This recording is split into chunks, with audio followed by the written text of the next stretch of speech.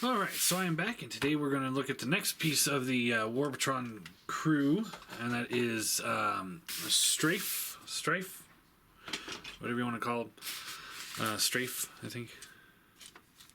So here he is in his jet mode.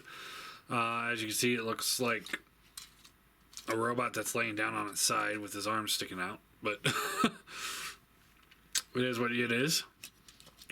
He's got some landing gear here, and here. These wings do not have a real way to lock into place, so they kind of flop a little bit, but not, I wouldn't call it terrible, just not great. And these, like this hinge here doesn't get flush really with this, so these plates don't sit as flush as it could. So it kind of puts them at a weird angle. This one especially, I don't know. That's about as straight as it's going to go. But anyway, yeah. For what it is, it looks okay. He does have this little missile pod here. So you pull the little trigger on the top. So you pull that and it fires. Yay! You know, that's one of those things I always look forward to in a third-party figure, is to have some sort of toy gimmick, just like regular retail Transformers. So let's go ahead and get them transformed. So you pull these pieces here out. Those are his guns. This is a type of parts forming that I'm okay with because it's incorporating the guns into the alt mode, and then you're able to incorporate them into the robot mode directly. Nothing fancy with them, just effective. But you're not also pulling off the entire jet to get it over. I cannot stand that transformation.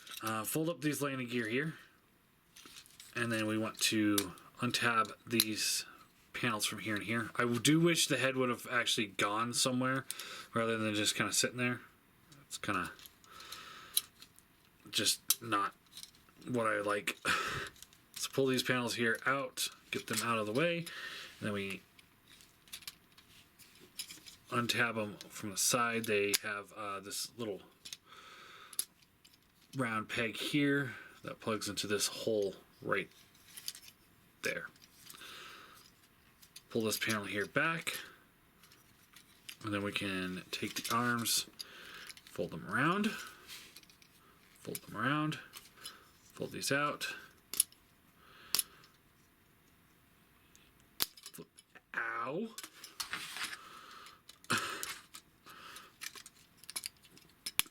alright, so there, and then rotate the hand forward.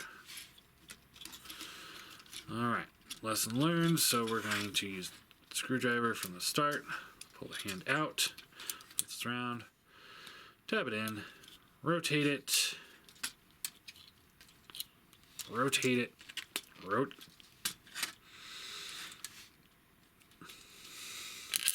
there we go.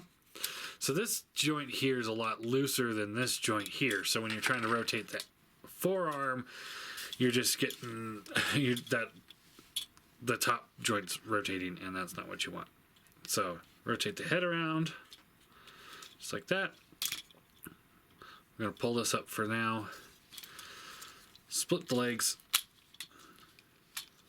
Pull these panels here up. Then we can rotate the waist around. Slide the legs down, just like that. Fold these wings up.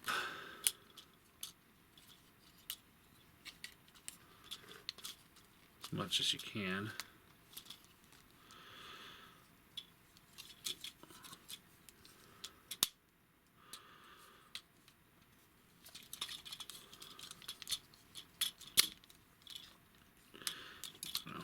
I'm just kind of messing with it now.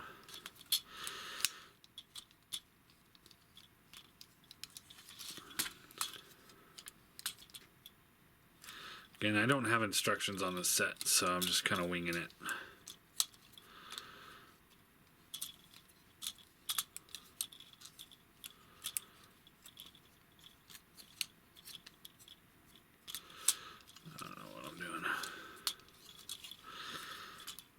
I'm assuming we just kind of fold this up and just kind of get it out of the way as much as we can.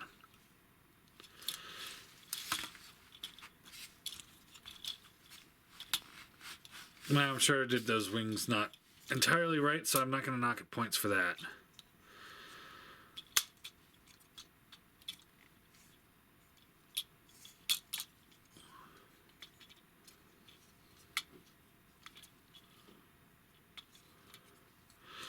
And this, we can just, I guess, fold it right back there.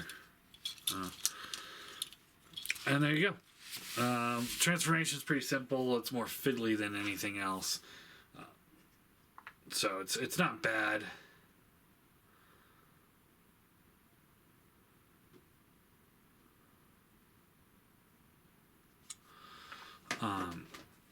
But he's not amazing either. But he is better. He's overall better than the last two, Scattershot and what is it, Light Speed. He's got more color breakup here, so he does look a lot better. Head is on a ball joint, so you get the left and right. A little up, a little down. It is also on a hinge, so you get a little bit more down if you need to. Shoulders swivel here, and they also hinge out. More effective than Light Speed's. Bicep swivel, double bend elbow. See, it did this here too. So if we go here and then there, all right. Now you got the double bend elbow to write home about.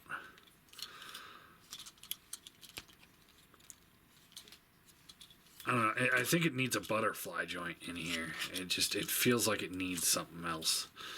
Waist or wrist swivel, really tight. Fingers can open and close. Waist swivel, hips rotate, ratchet up and out. Thigh swivel, bends at the knee, and there's a faux rocker at the front. And then as far as these goes, you just kind of clean those up however you want to.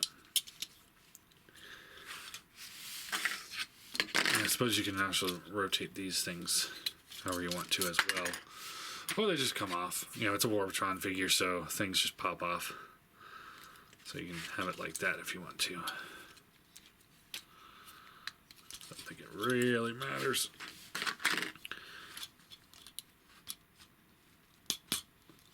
Plug the guns in.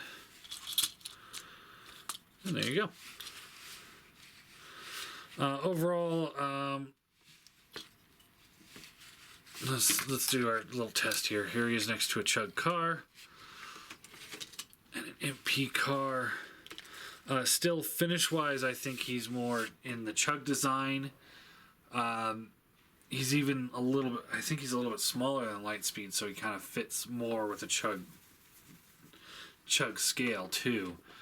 Because Lightspeed, I think, was about the size of Rodimus. But I also kind of like that size differential in the team itself.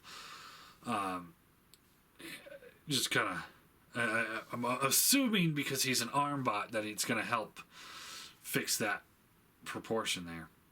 But anyway, he definitely like I said, finish wise, he fits more with Chug. But overall, I do think because of the color breakup on this one, he could be thrown into an MP collection, like maybe in the back or something, and he'd look okay.